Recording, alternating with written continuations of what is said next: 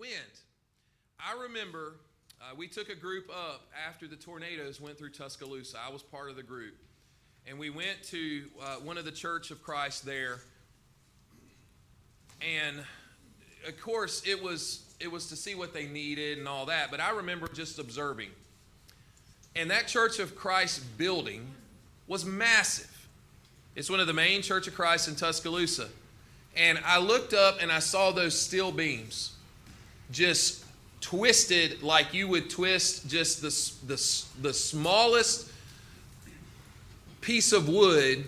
Like if you just had a little piece of wood and you just did like that, that's what it looked like. These are steel beams now, just twisted off. The devastation was amazing, but I remember specifically seeing that steel twisted.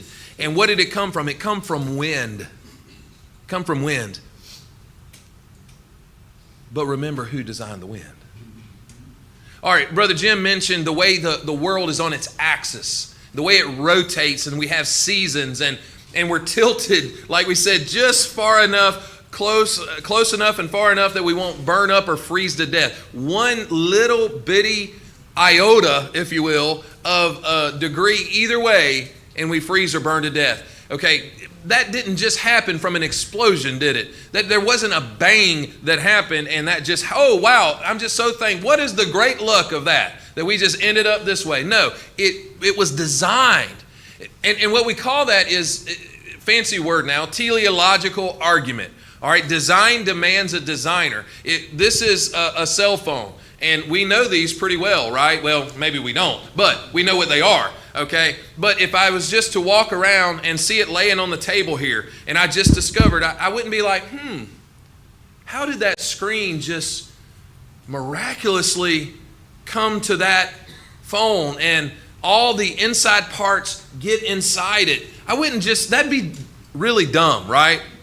For us to say, wow, so there was an explosion and man, this phone just made itself. But people look at this universe and say that. See, the teleological argument is design demands a designer. And so when you look at our earth and you look at our atmosphere and you look at the sun being 93 million miles away, and at least that's what they tell me, but you know, and it being perfect for heat and all the things, and we're tilted, and we're going to say that accidentally happened? No, it happened because God is all powerful. David. There's a sweet lady who married my second cousin. They were in their 80s. He passed away, but she and I talk occasionally and often on spiritual things. And she asked me one time, she said, David, have you ever thought about the heartbeat of a human? It's an electric charge. She said, think of anything in this world, cell phone, whatever, that has to be charged in regularly, plugged in regularly. That's right. She said, think about how long that electric charge lasts that God put into That's amazing. Our being. Charges itself. And, you know, David, you talk about the heart. I'll never forget seeing Bo. We didn't know he was Bo at the time. On the ultrasound screen for the very first time. Big deal for us, right? Big deal for all of us, but, you know, it was just like, you know, we didn't know if it ever happened. And so I look at him and the doctor says, or the nurse, whoever was attending, said, he's about it didn't know, right? Didn't have gender at the time, I guess, but it was being developed, was the size of a grain of rice. Of course, it's blown up on the screen and you see this pow, pow, pow, pow, pow, pow, pow, pow. About 140 something beats a minute, and it's the size of a grain of rice. We already had a heart. You know, and there's no other form. God's still forming that child in the womb. And it already had that charging mechanism that needs to be centered around Jesus Christ. It blew my mind, you know. Grady. Two things. First off, about what you said about the ultrasound. They say 80% of women, if they see an ultrasound and they see that, they change their mind about aborting that baby. Yeah. The other thing is this guy, Frank Turek. I like what Frank says. Okay. I don't have enough faith to be an atheist. It takes more. I love that too, Grady, and I've used that a lot. And not from Frank, I didn't know Frank. But it takes more faith to be an atheist than it does a believer, a Christian. You got to believe that garbage. that it exploded and we ended up in the same spot. I'm sorry, God is the ultimate scientist. Science is all through God. So we're not saying science is bad. That guy, Terry, he debates people all the time. He goes to colleges all around the country, and he'll debate anybody Yeah, that wants to say about the Big Bang Theory. yeah. And he uses all the science that proves there had to be a creator. That's right. That's right. Had to be. What else do we consider powerful?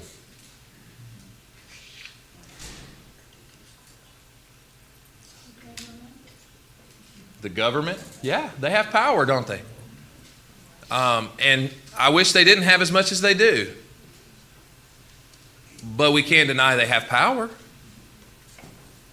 God is way more powerful than that. Ma'am? Water. Water is extremely powerful. There are a lot of things that water's powerful. It hydrates us. You know, we're able to drink it. You can collect. God gave it all to us. You know, we're not inventing water. God gave it to us. And it gives us what we need to refresh us, to hydrate us, and all that. But then, so that's power in itself. But then, it could wash away so many things. The strongest of buildings, the strongest of cities. And it's happened. Look, you know, for us, I guess Katrina really stands out when those levees broke in New Orleans and it just washed everything. And, you know, it's just amazing how strong and powerful it is. God designed it. Terry, if you went to, or anyone were able to see Waveland area, there is not a building standing on the coast. Yeah. The massive live oaks look like big stumps that are 20, 30 feet high. All the limbs are gone. Right. All you see were swimming pools and some steps. Yeah. The first several blocks in. Yeah. Amazing. That was from that hurricane, right? Just, Wind and water, right? well, that was just the water. Yeah. Okay, yeah. A picture of a John Deere lawnmower, 35 feet high, hanging on the power line. Wow. Amazing. What did water do way back in Noah's day? Destroyed the world. That just goes to show how he is sovereign and how powerful. Yeah, that's exactly right. He created it.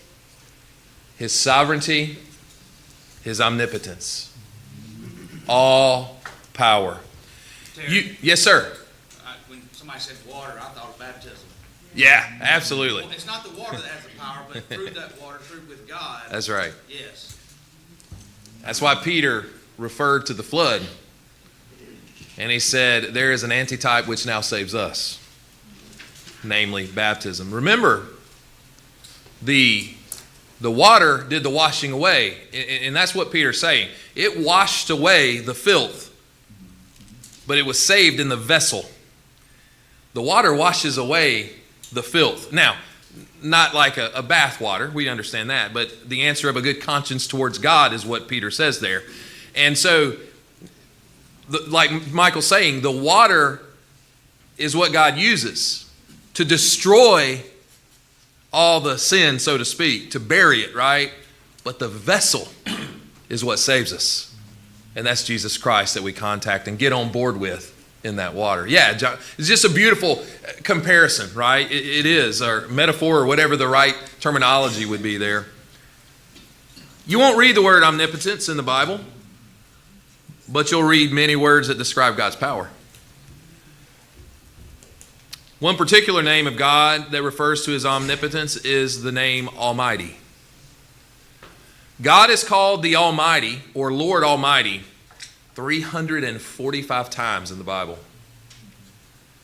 Let's turn to our key verse this year, Jeremiah 32:17. He talked about God's power a lot, Jeremiah did. He called him the Lord Almighty.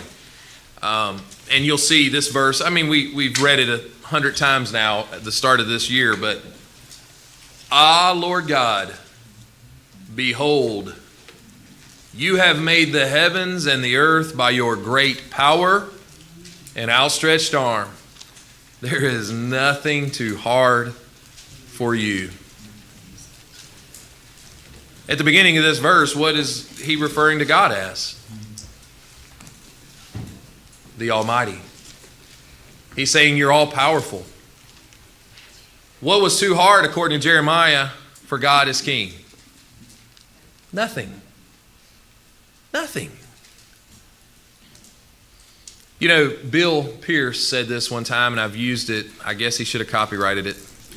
I've used it so many times. Wherever I go, I use it because it's such a strong point. But I always like to give credit where credit is due. We all have problems, right?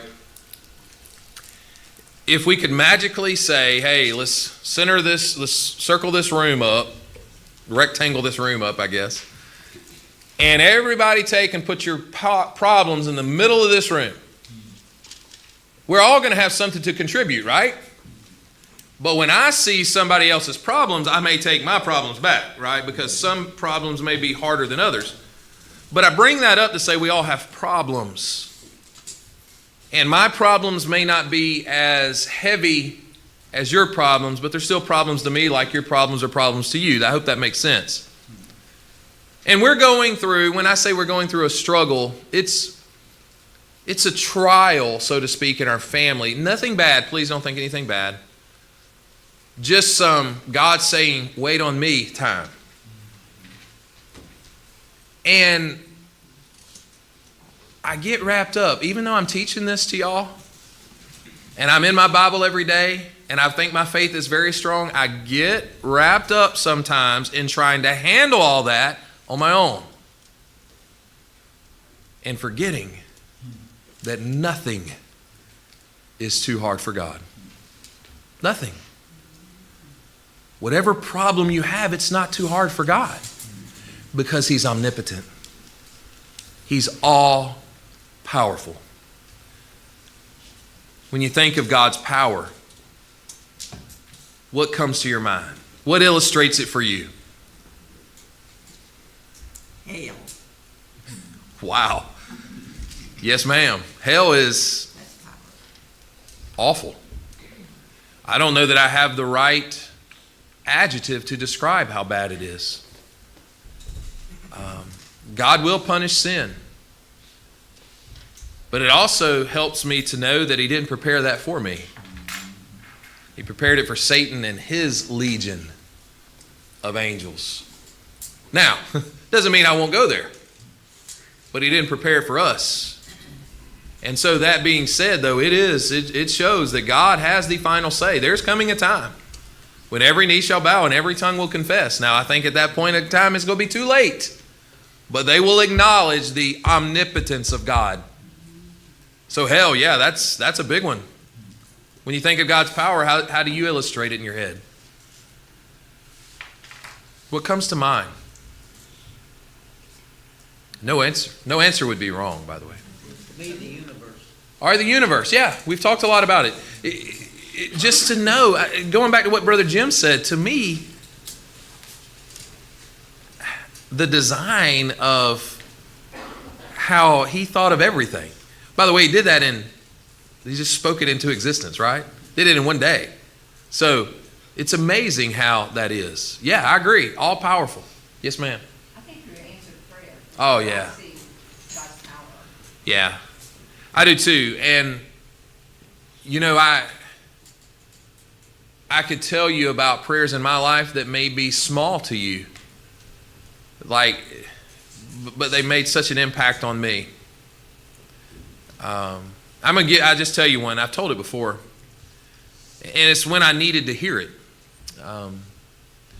I was probably, 16 years old, and yeah, I was a junior in high school.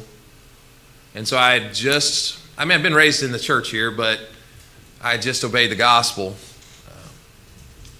And so I was playing baseball there. And this was during a time when people really still wanted you to go to church no matter where you went.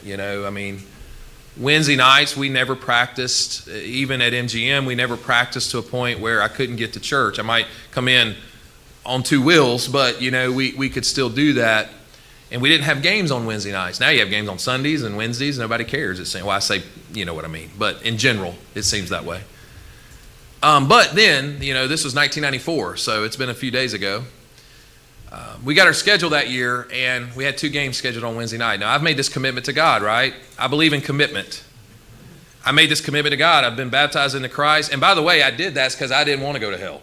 That was why I got baptized to begin with. Now, my relationship's grown with God, and I'm thankful for that. I still don't want to go there, but that's not the main reason I serve him, right? But I got this schedule out, and, I thought, what am I going to do? I've got a commitment to my baseball team. I've got a commitment to God. So I go to my mom, who, I could talk to Mom about a lot of things, and you know what she said? No, just pray about it. I'm sitting there thinking, great, thanks a lot.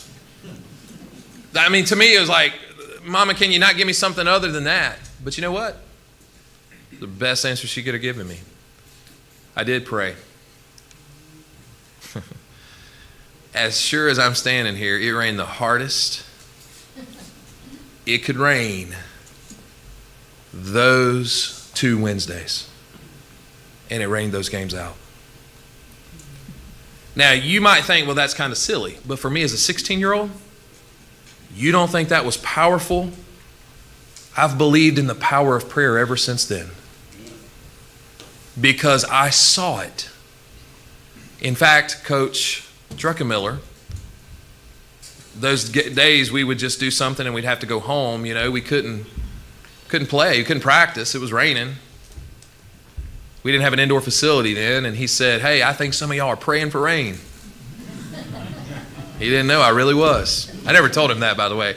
I probably could now and be fine. But the reality is, I see the power of God through prayer, just like Miss Margaret said. And I saw it at an age when I needed to see it. And that just touches my heart, Yeah, Grady. I've said this before, but I'll say it again. God says if you doubt prayer, you're like the waves being tossed. Exactly. To and fro. They're not going to happen. If you don't believe what you're praying for, that's why I say don't put my God in a box. Exactly right. What he can and can't do. His authority is unlimited. We can't tell people he don't do this, he don't do That's that, right. and then go and ask in prayer. Okay? That's right. And you getting back to what makes me and all, 6, 7, 8 billion people, he sees what every one of them do. Yeah. He can answer every prayer. Yeah. He can take care of everything with all these people. And I'll say it again, he named every star. I know. Now there's billions of stars. I know. Maybe trillions. I mean. And I will say this. That's just not all his power. That's just a little Absolutely. bit. That's just Absolutely. A little bit. That's just a little bit. Just a drop in the bucket, man. Just a drop in the bucket. You're right, Grady. We'll never know till we get on the other side just how. And look at Moses. Yeah. He come back down off that mountain, and they were scared to look at him. He changed. That's right. He illuminated. Illuminated. Grady, you're so right. And I love sitting around just talking like this because I have to think God smiles at it. Because this is exactly what he wants us to tell others. Yeah. Tell them about my power. Yes. Let's turn to Ephesians 1. And somebody read for us 19 through 21, please. Ephesians 1, 19 through 21. Thank you, buddy. And what is the exceeding greatness of his power toward us who believe, according to the working of his mighty power, which he worked in Christ when he raised him from the dead and seated him at his right hand in the heavenly places, far above all principality and power, and might and dominion, and every name that is named, not only in this age, but also in that which is to come. What is God's greatest display of power, according to this verse? The resurrection of Jesus Christ. You know, I said this before. They hated Jesus, they being the Pharisees and Sadducees and such. His own people, right? They hated him. But as long as, when he'd do a miracle, as long as they could fake it or somewhat convince people, they were fine just hating him. But when Lazarus died, and Jesus waited just long enough, because he knew exactly what he was doing, for Lazarus to start decomposing and the stench to come out of him. Therefore, it was positive. He couldn't fake that. They knew he was dead. And Jesus said what? Lazarus, come forth. Just a few words. His body became whole again. His heart began beating. He walked out of that grave. They went and got some food together. I mean, what a moment. But it was at that very moment, the resurrection of Lazarus from the dead, that they said, we must kill him. But the irony was, they couldn't kill him because God would resurrect him from the tomb. And the only reason we can stand here and rejoice about the all-powerful God is because he raised Jesus from the grave. Because if we didn't have that, what's the point? We wouldn't be talking about God. We'd be just living the life to the fullest in this world because that's all we'd have, right? But because of that moment of God's power, we've got all the hope we need. God's power raised Jesus, who died on the cross. He raised him up alive with a new body that never die again. Again, that's pretty powerful. Ephesians 3:20, now to him who is able to do exceedingly, abundantly, above. I used that verse when I talked about the power of God in a sermon. Now to him who is able to do exceedingly, abundantly, above all that we ask or think, according to the power that works in us. So how powerful is God according to Paul? Way more than we can imagine, right? Way more than we can imagine. Whatever you can imagine as power is way more than that. But where's his power working? In us. In us. Like I said, you know, if I had a tool that had a cord on it, I'd have to plug it into an outlet over there. I'd have to plug it into that outlet to get the power. The tool, I know what the tool can do, but without power, it is useless.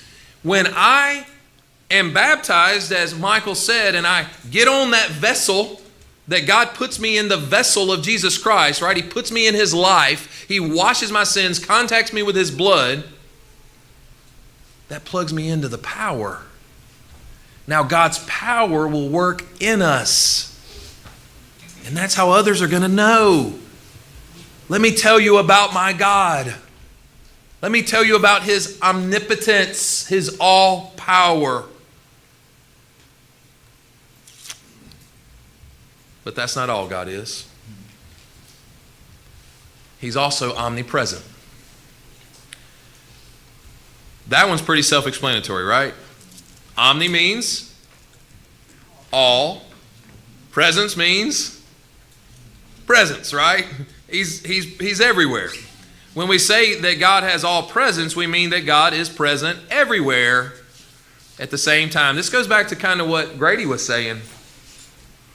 You know, I could lead a prayer right now, and somebody by plane 10 hours away from here could also lead a prayer, and God's there at that prayer, and God's here at this prayer. I can't fathom that, y'all. But I'm thankful for it. I'm thankful for it. There isn't any place in the universe where God cannot be found. Isn't that a beautiful thought? God is present everywhere at the same time. Turn to Psalm 139, please.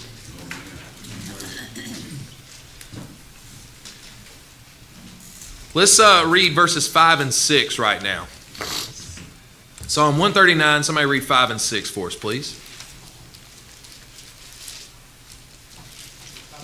Thank you, Johnny. Verses 5 and 6 of 139. You have hedged me behind and before, and laid your hand upon me.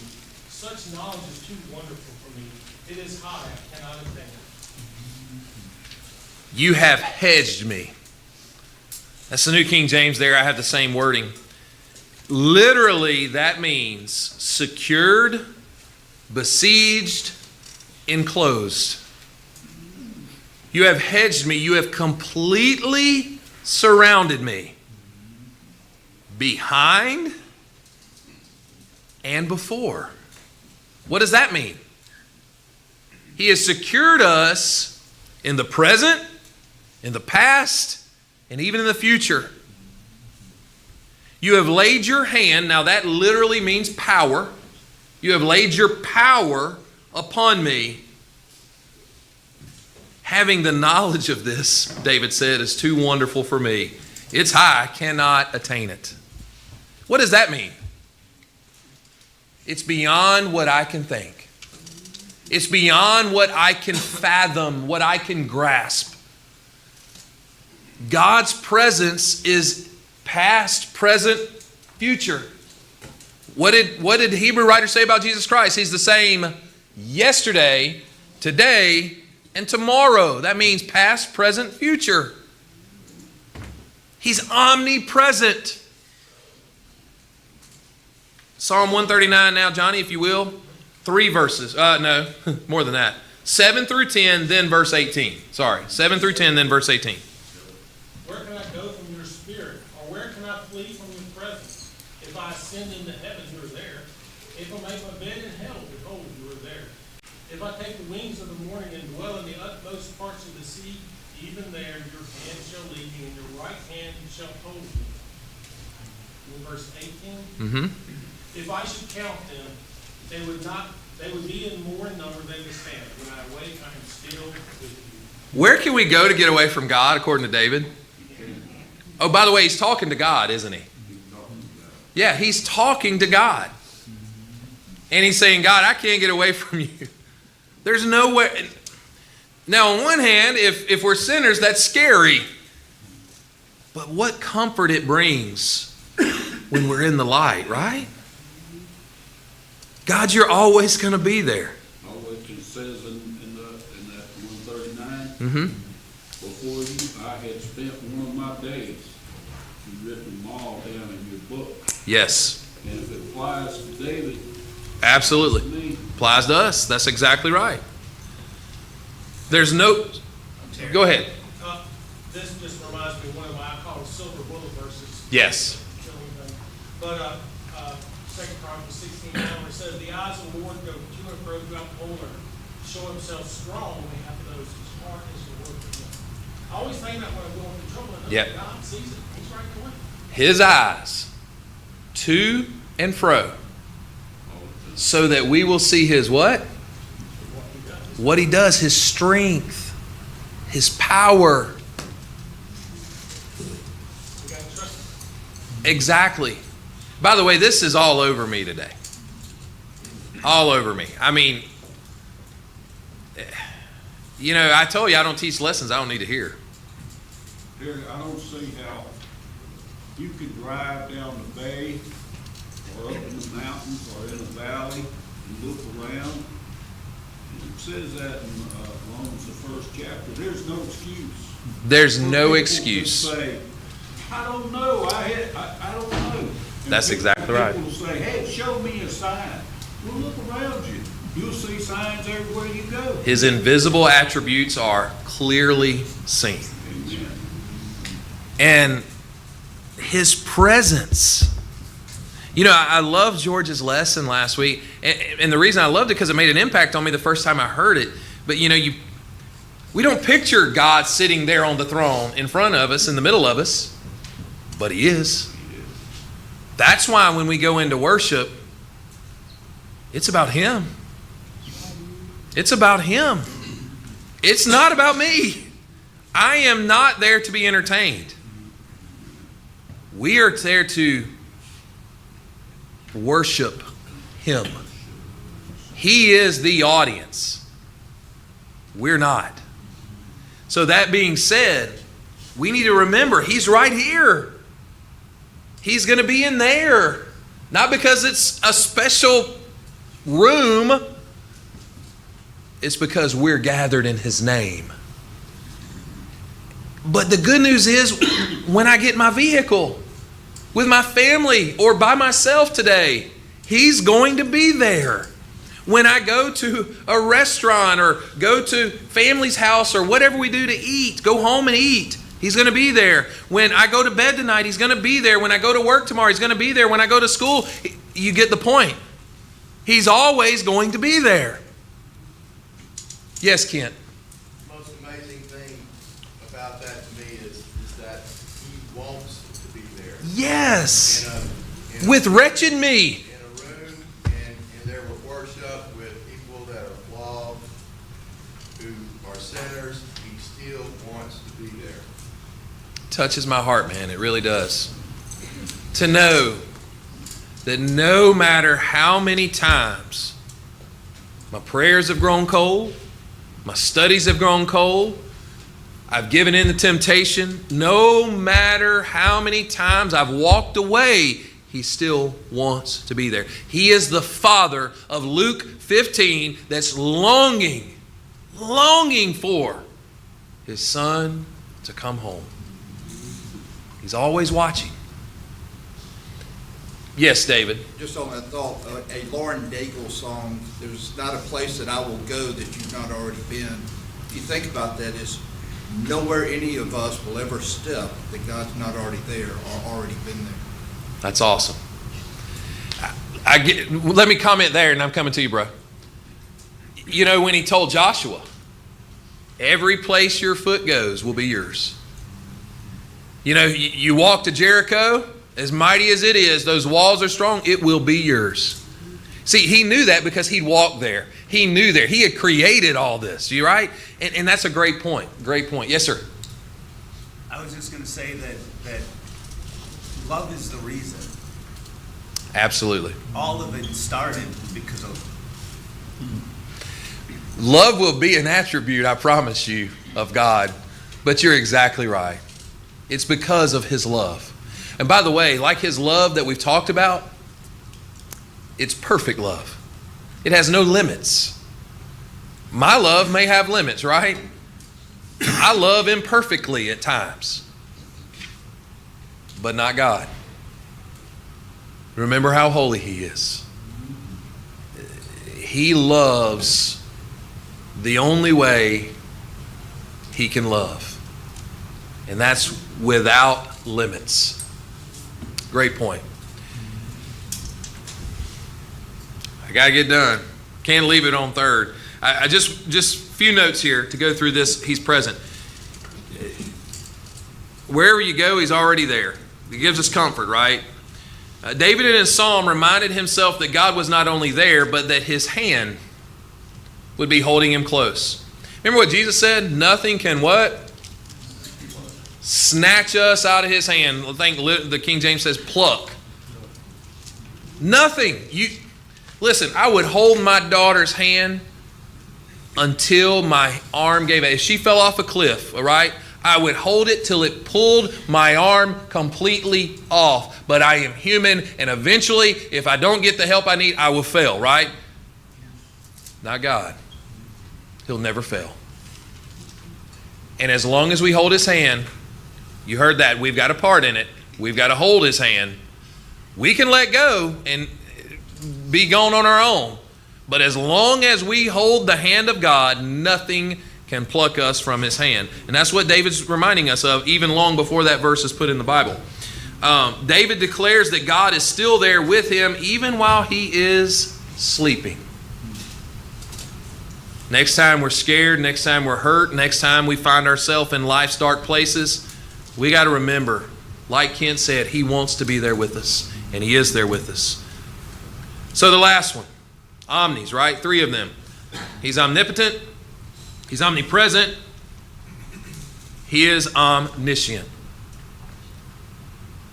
The word omniscient is spelled omniscience.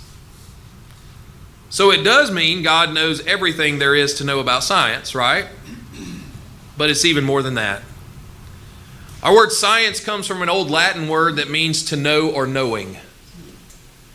So when we talk about God's omniscience, we're saying that God is all-knowing.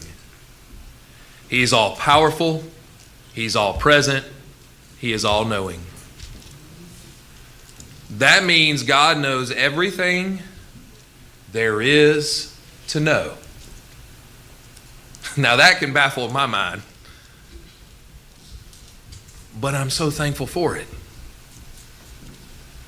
Let's go back to Grady's favorite there, Psalm 139. So many great things found in this verse, in this passage. Psalm 39, we skipped around in it. Now let's go back and let's read verses 1 through 4, please. Psalm 139, 1 through 4, somebody.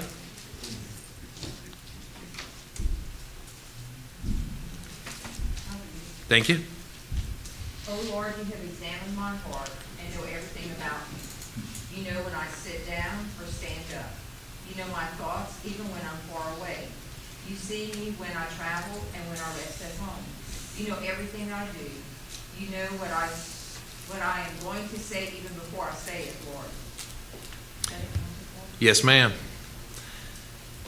Now, as we read through that, and no matter what version you have, the words are, you're going to hear these words.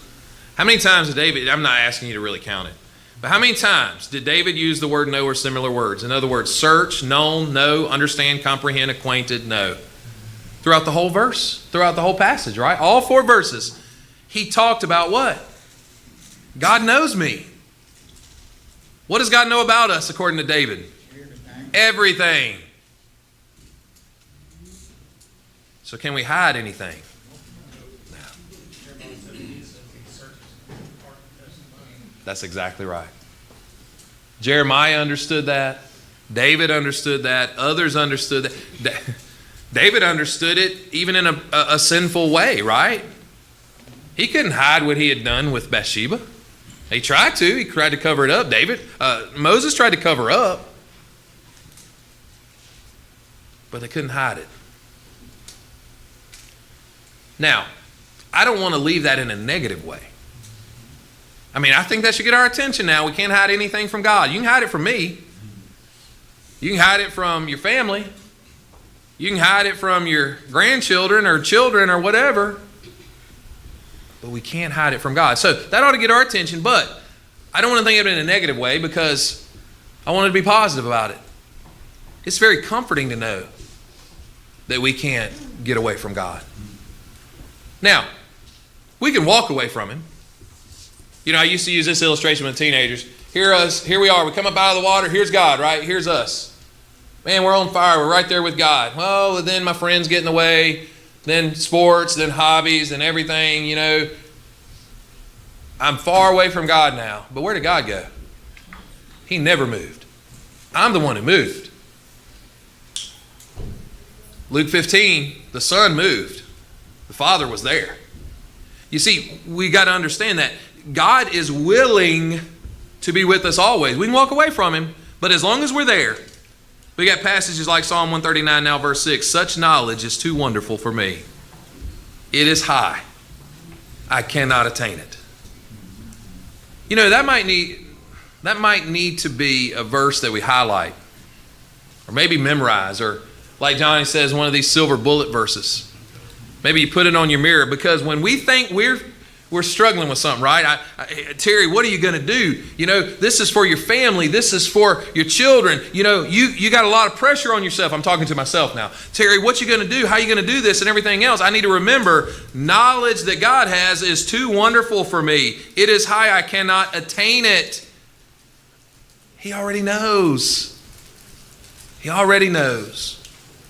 Knowing that God knows you and God knows me, having created us to be the special, unique people that we are, that makes our heart feel good, right? He is omniscient. He is all powerful. He is all present.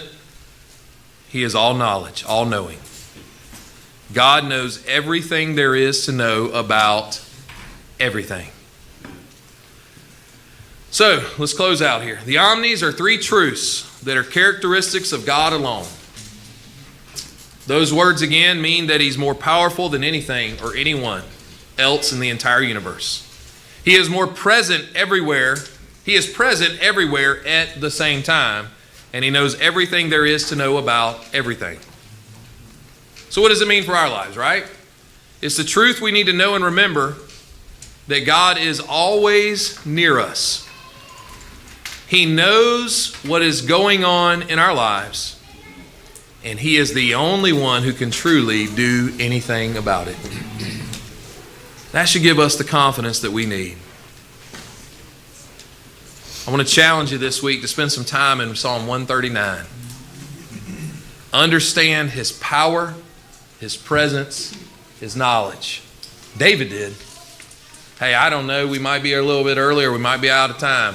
But I love you and I appreciate you. Thank you for your good comments and attention today. Thanks, bud. Really?